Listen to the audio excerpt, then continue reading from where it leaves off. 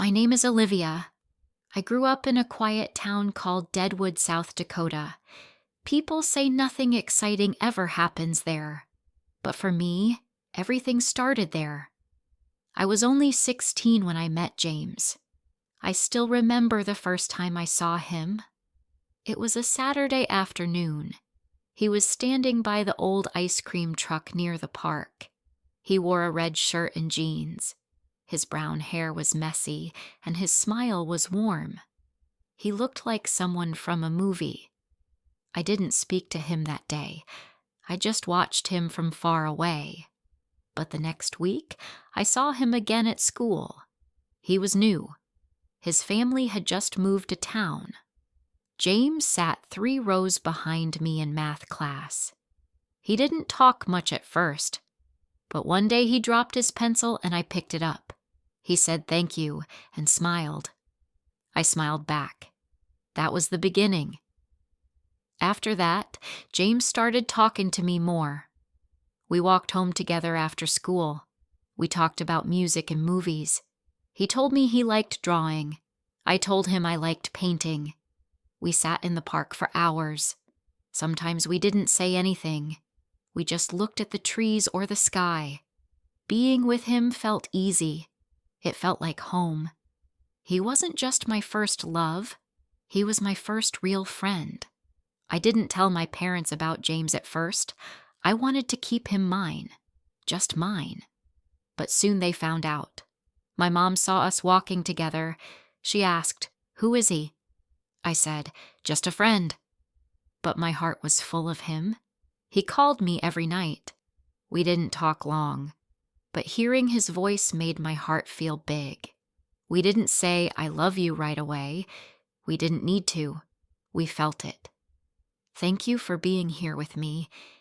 If you like this story so far, please subscribe and share it. I have more to tell, and I want you to hear it. James and I spent almost every weekend together. We had no money, so we just walked around town. We shared ice cream. We sat on swings. We watched the stars. One night he took my hand. It was cold, and his hand was warm. "Olivia," he said, "I wish time could stop right now."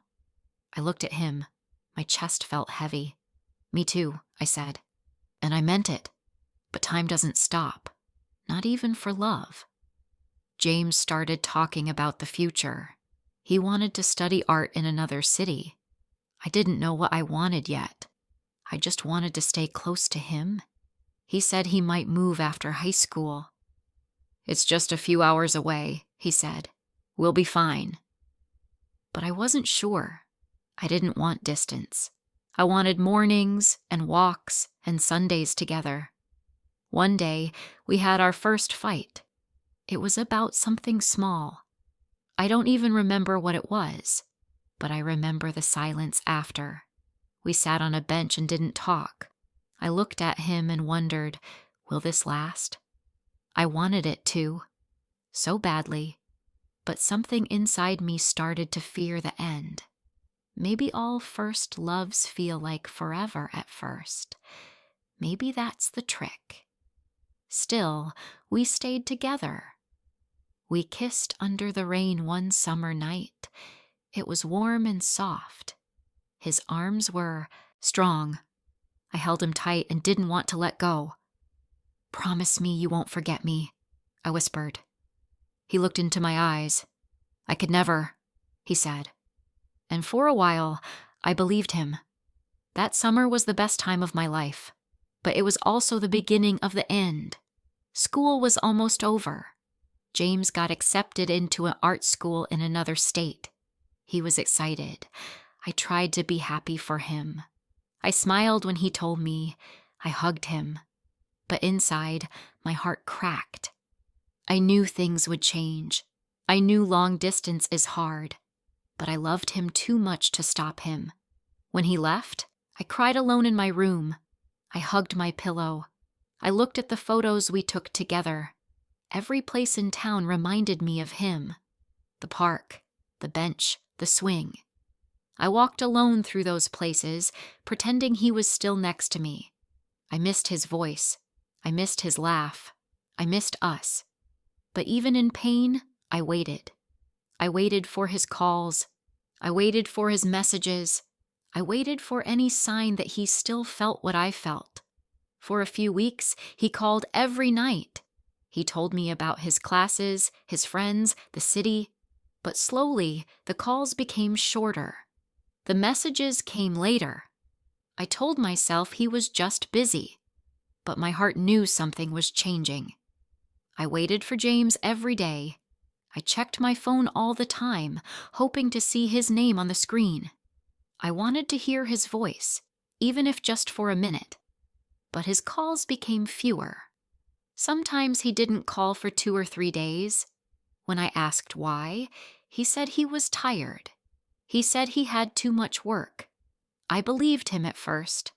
I told myself he loved me and he was just busy. But I could feel something was different. His voice was not the same. He didn't ask about my day anymore. He didn't laugh at my small jokes.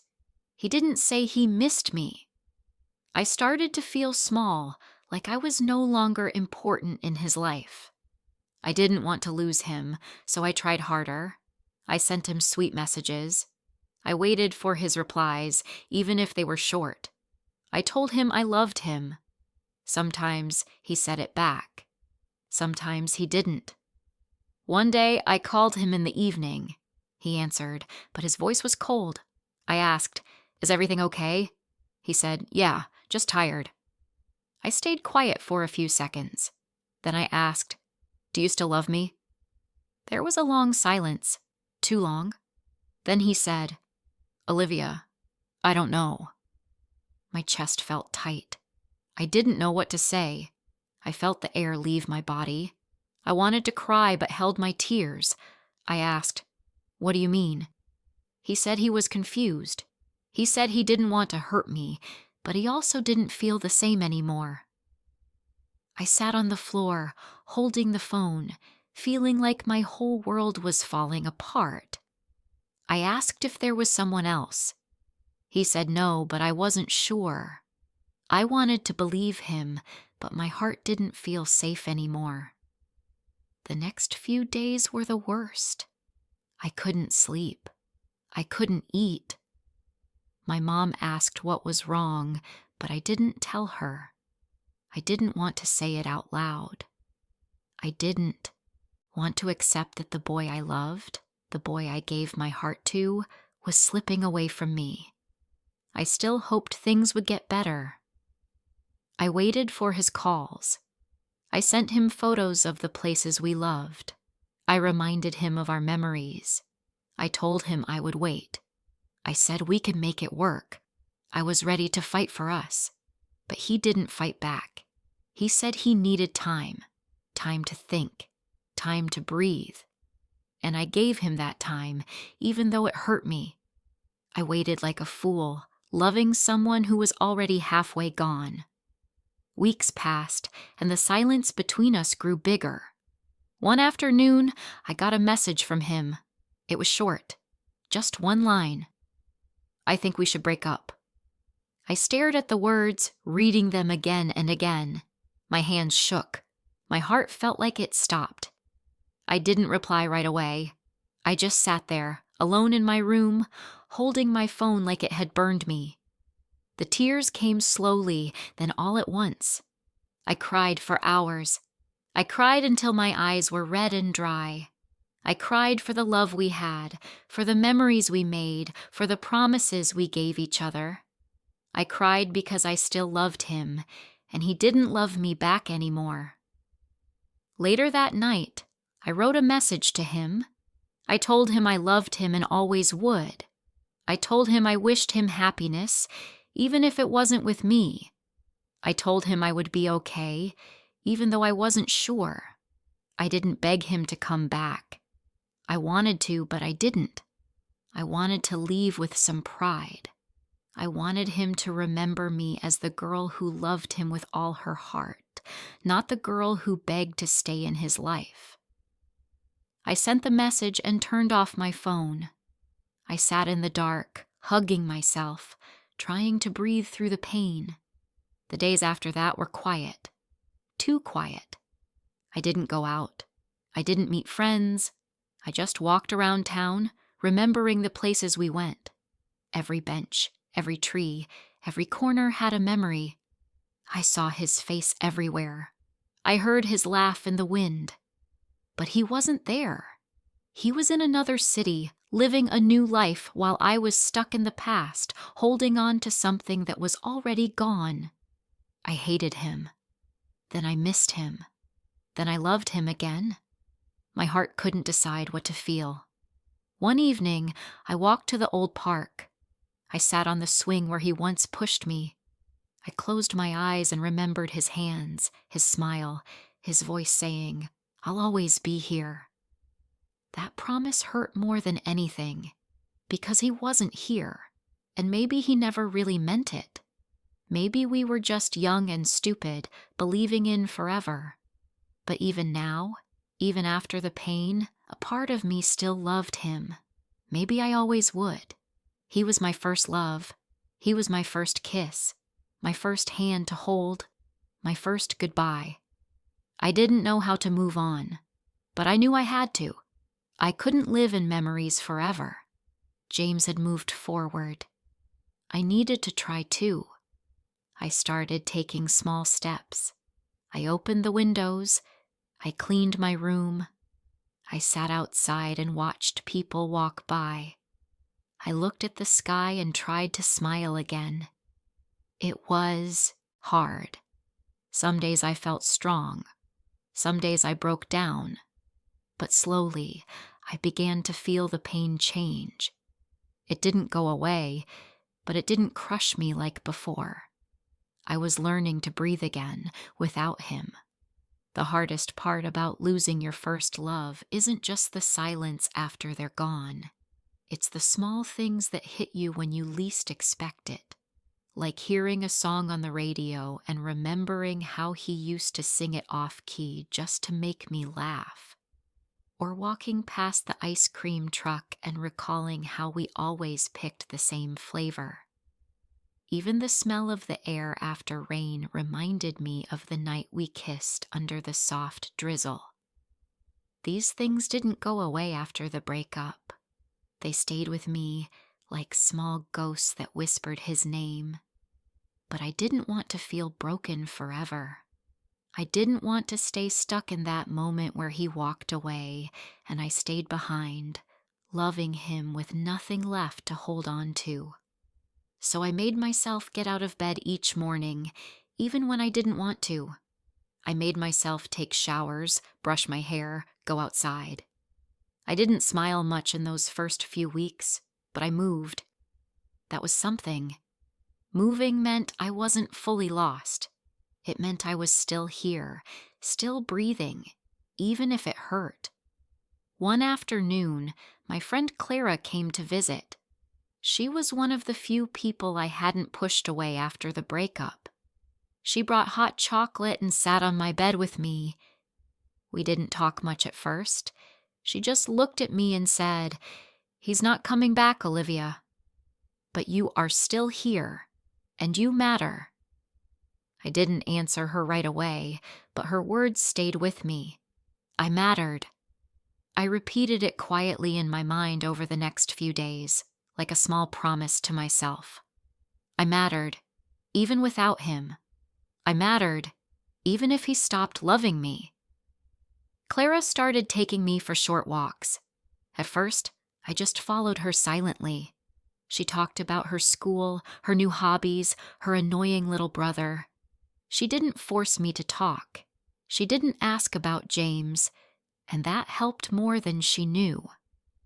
Slowly, I began to speak again. I told her how I felt lost, how I still dreamed of him, how I sometimes expected him to call, even though I knew he wouldn't. She listened. She didn't tell me to forget him. She just said, "It's okay. Love doesn't leave fast, but it does change." That idea helped me. I realized I didn't have to forget James all at once.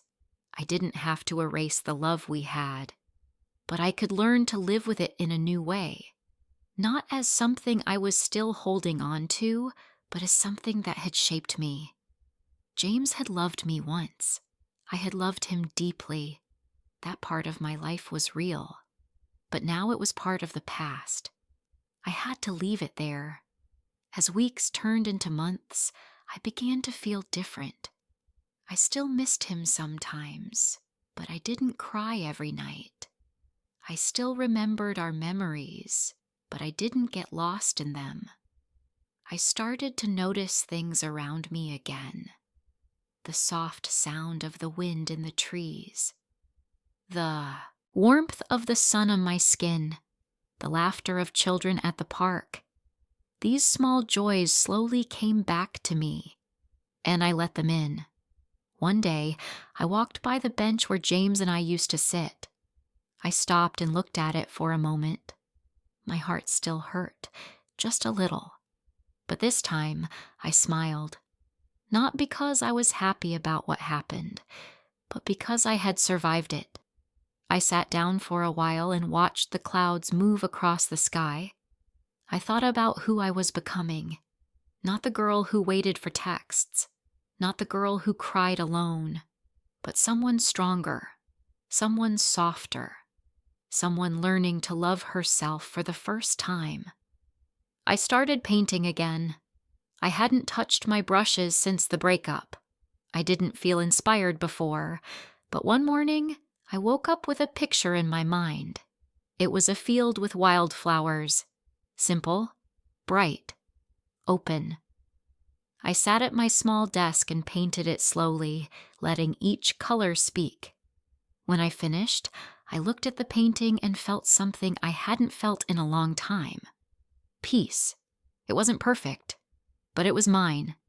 Just like my healing. Clara helped me set up a small art page online. At first I was nervous. What if no one liked my work? What if I wasn't good enough? But I shared a few pieces, and people began to write kind words. Some said the colors made them feel calm. Others said the paintings reminded them of happy memories. That meant everything to me, because those paintings came from pain, and now they were giving peace to others. Then one afternoon, while I was reading outside, my phone buzzed. I looked down and saw a message from a number I didn't expect to see. It was James. My heart jumped. For a second, I didn't know what to feel. I hadn't seen his name in months. My hands felt cold. The message said, "Hey, Olivia. I saw your art page. Your work is beautiful. I hope you're doing well." That was it. Simple. Kind.